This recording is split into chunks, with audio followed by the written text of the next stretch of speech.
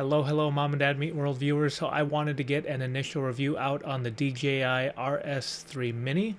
That's going to be this guy right here. I've got this on the Sony a7 IV, but I wanted to give you my initial review on how it worked, holding it, using it, and especially being out and about with it, and how it worked out for me.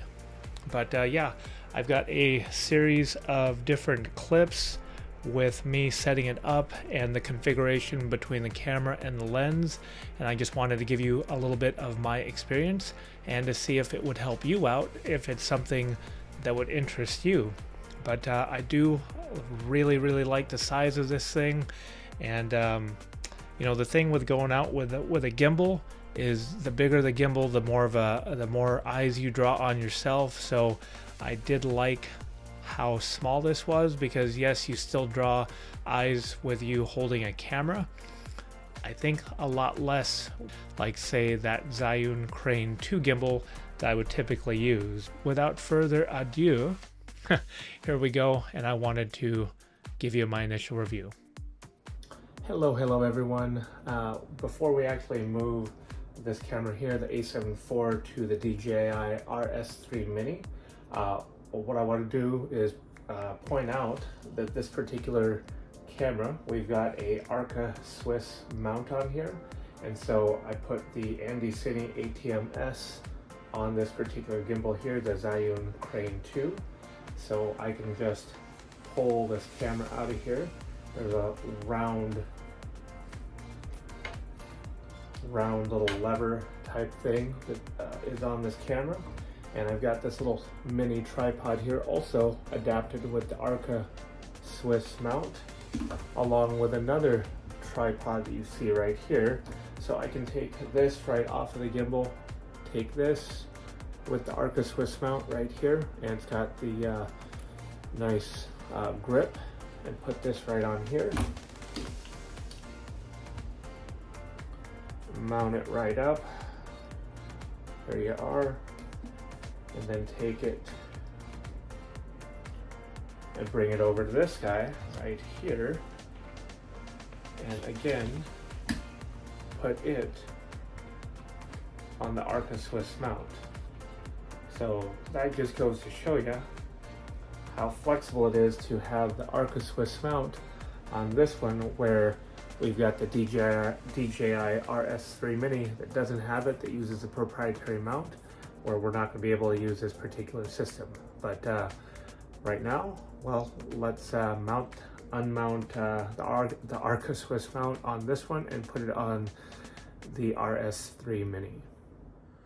So the really nice thing about having this particular DJI RS3 Mini, that you can see the box right there, it does have this piece right here that I actually did not cover in the initial impression. This is a little rubber piece. So when the camera does lock into place, it's not grinding against this metal piece right here, which is really neat. And unlike that particular gimbal right there, the Zhiyun Crane 2, again, that doesn't lock at all. This one does. So it's actually locked right now, but we are going to unlock it right here.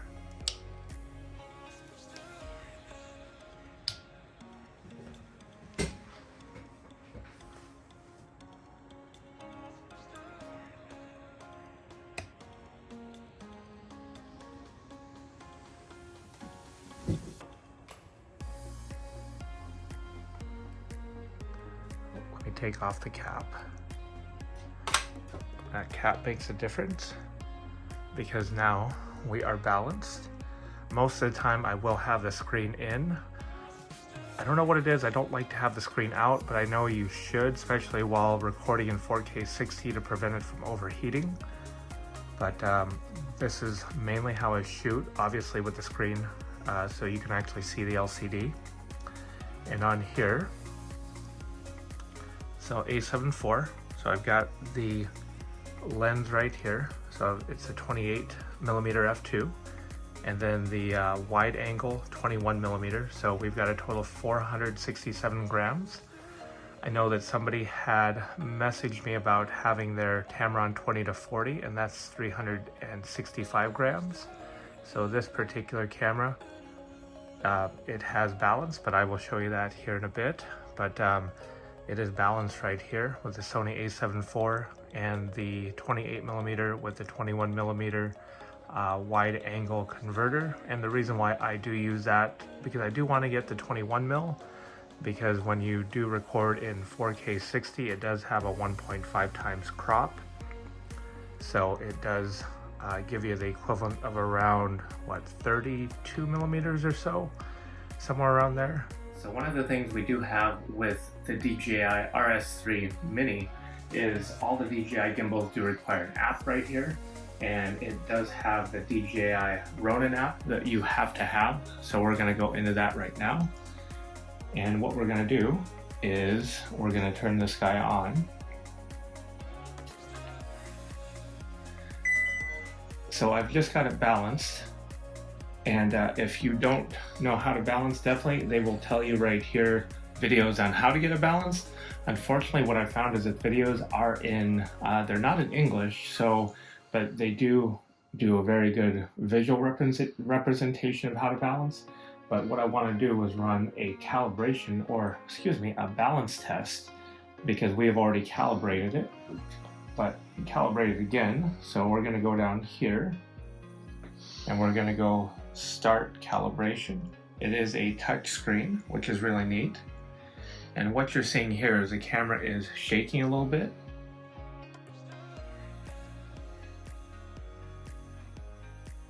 And you can hear the motors just ever so slightly moving. And it's done there. So confirm, calibration's complete. Let me go back. And for those of you who are lost too, if you go in down here, like swiping up and down gets you to different menus, which I didn't know. I also did connect the camera via Bluetooth, which does work very, very well.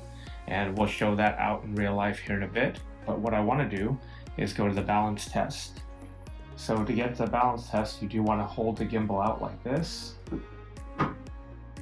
We're going to go with the balance test. It wants a minimum 15 degrees. Actually, it's telling me.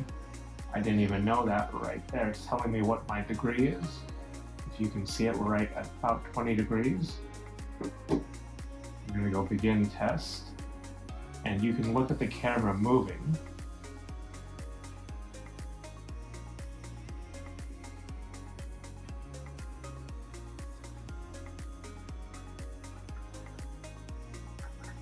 Goes from the bottom left to the top right, and then goes back center. And then here are the balance test results. Tilt, roll, pan are all excellent, which is good. That means we are nice and completely balanced. Hit OK, and that's going to be about it for right now. So another thing that I forgot to show is that I did get a aftermarket Nicey rig handle right here, as I do have a handle on the Zhiyun Crane 2, and you can see that is this guy right here, but this particular handle will go right here. It says this is for the RS2, RSC2, RS3, but it is the NATO mount, so we're going to try to make sure it does fit here. I will do the initial testing without the handle, but I've always found that when you have two hands, you get a little bit more stable footage with that second set of hands right here. So we'll try to see. This one is also aftermarket, the one that was on the Crane 2. This one wrapped around the collar. This one will go right here on the NATO mount. So should be a lot nicer, should be a lot easier, but let's check it out. So we are out here at Flaming Geyser State Park out in Washington State, and we are testing out the stabilization one-handed on this gimbal. Yep, just gonna go out, have a little bit of a park day, and see what we can't take video of using this gimbal. But yeah, beautiful, beautiful state park here. Beautiful, beautiful day. And a beautiful day. where it's not actually pouring down rain, but we've actually got beautiful blue sky. Again, just using this one-handed.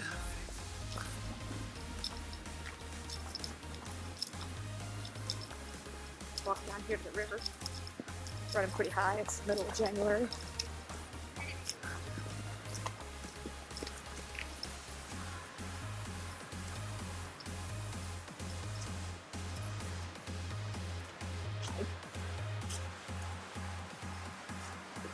Gorgeous day out here, isn't it?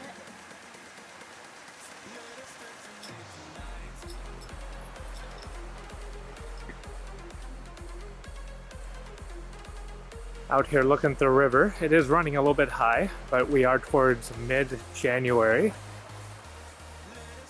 It'll actually run higher in spring, another month or two in the spring when the melt comes down from the mountain. So we're just walking along here, along the road. Hopefully you don't notice too much up and down motion. Still got one-handed operation here.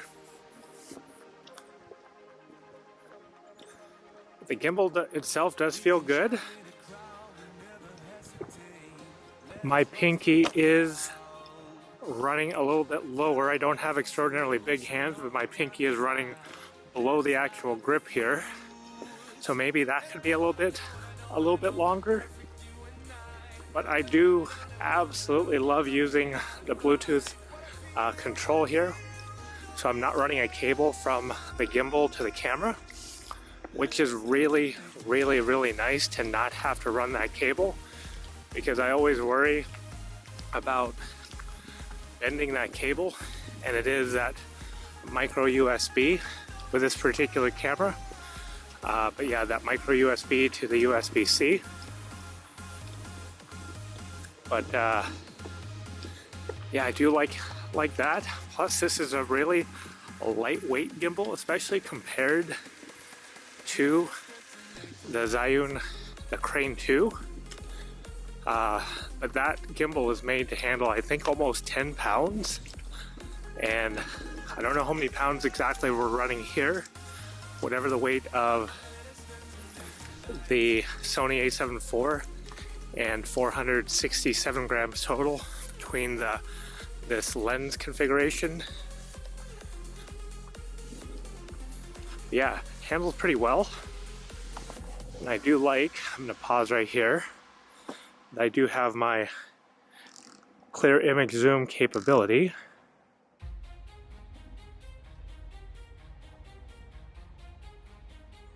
Right on the thumb wheel.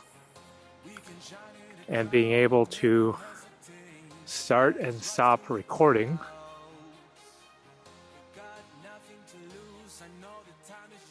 Right here.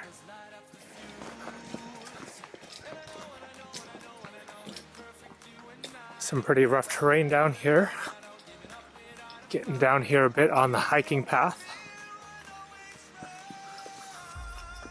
Look at this. Okay.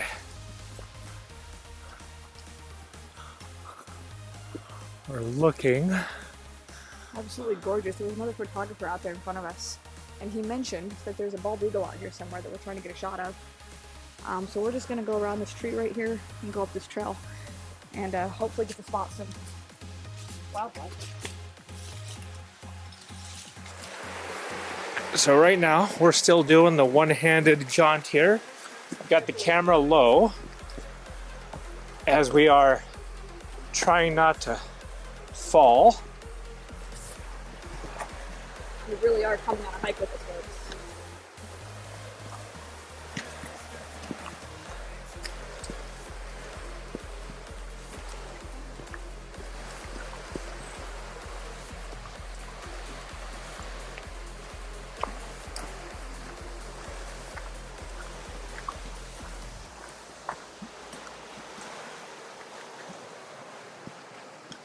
So I wanted to include this video clip right here because in that previous shot where we've got the river to the right and we've got the woods directly in front of us as I'm trying to navigate through whatever woods and debris there were, I did have the camera in this low mode right here, and I just wanted to illustrate that even in this mode right here, the gimbal has absolutely no problem balancing that camera, keeping it steady without the motor stuttering at all.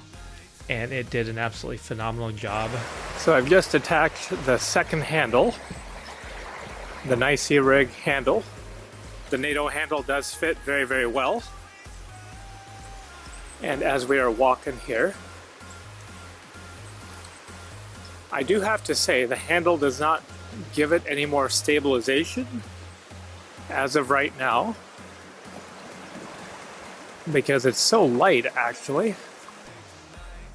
Yeah, to be very honest with you, I don't think you would actually need to add a secondary handle like I did with the Nicey rig handle.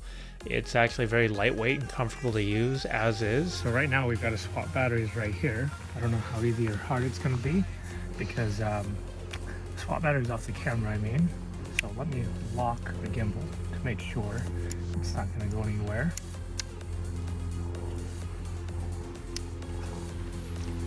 So come on over here.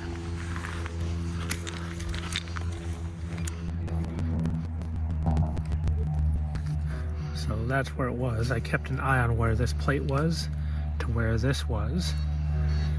And hopefully it rebalances no problem, or we won't have to rebalance.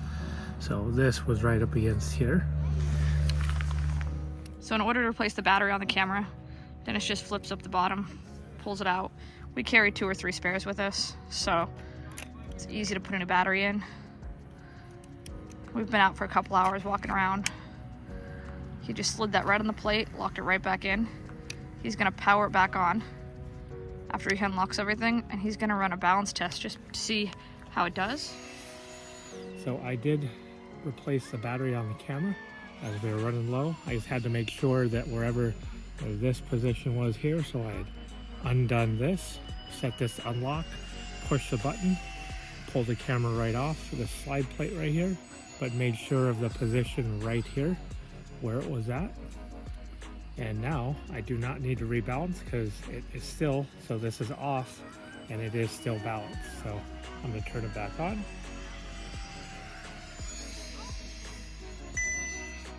There you go. Flip the camera back on. And here we are, still perfectly balanced. Hello everyone, thank you very much for sticking with me till the very end, and hopefully you enjoyed this video. Overall, the gimbal was a winner. I really like the RS3 Mini. I like the way it handles. I like the performance of it. All those shots you saw there were non-stabilized directly from the camera. The camera is A7 IV. I've got that paired with a non-stabilized, non-optically stabilized lens.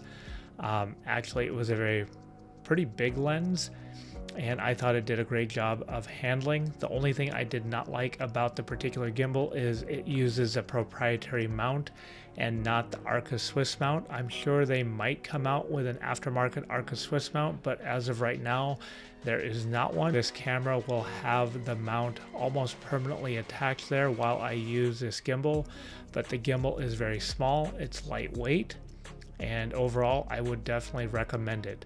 I apologize for not shooting any of the vertical video or showing you how any of the vertical video does. I just don't particularly shoot a lot of vertical video, so this is what it is. So hopefully you enjoyed this video, hopefully it helped you out, and it was very informative. If you liked it, please hit the like button, and if you really like it and want to see more content where we're actually going to show what it was like at the park, and spoiler alert, we were actually out at the airfield too at the park, and you're going to see some pretty cool footage there. That video will be coming up shortly.